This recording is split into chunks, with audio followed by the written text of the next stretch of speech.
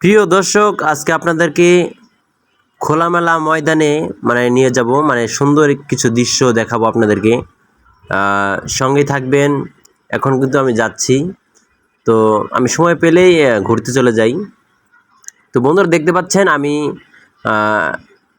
যাচ্ছি আমরা খোলামেলা ময়দানে, বাতাস, পানি, এরকম দৃশ্য দেখাবো আপনাদেরকে।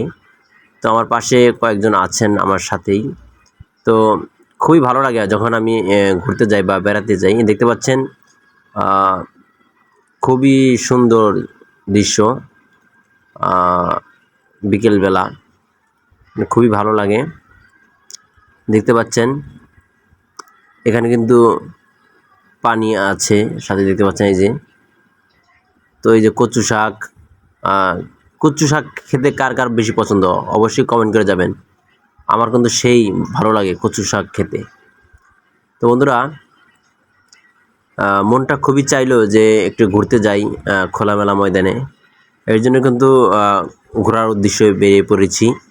তো আপনাদের সেই চিত্রগুলো দেখানোর চেষ্টা করতেছি। তো এই দেখতে পাচ্ছেন আমি কিন্তু উপরে দাঁড়িয়ে আছি, যে জায়গায় পানি সেখানে নিচ জায়গা। তো আমরা উপরে দাঁড়িয়ে আছি। এই যে রাস্তায়, এই রাস্তায় আমরা যাব, অবশ্যই আপনাদের সেটাও দেখাবো। সঙ্গে থাকুন। দেখুন আকাশটা কীরকম মেঘলা, সুন্দর কিন্তু দেখতে। ঠিক আছে, মেঘলা মেঘলাই ছিল। তো খুবই ভালো লাগে।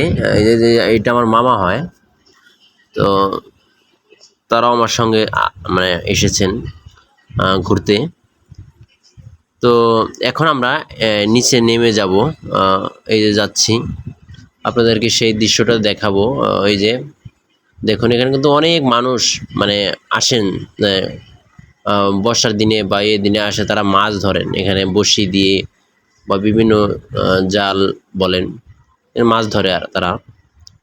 তো আমরা যাচ্ছি এগিয়ে, সামনে দেখাবো কয়েকজন, তারা কিন্তু মাছ ধরতেছেন বড়শি দিয়ে। ওই যে দেখা যাচ্ছে দূরে, দেখতে পাচ্ছেন।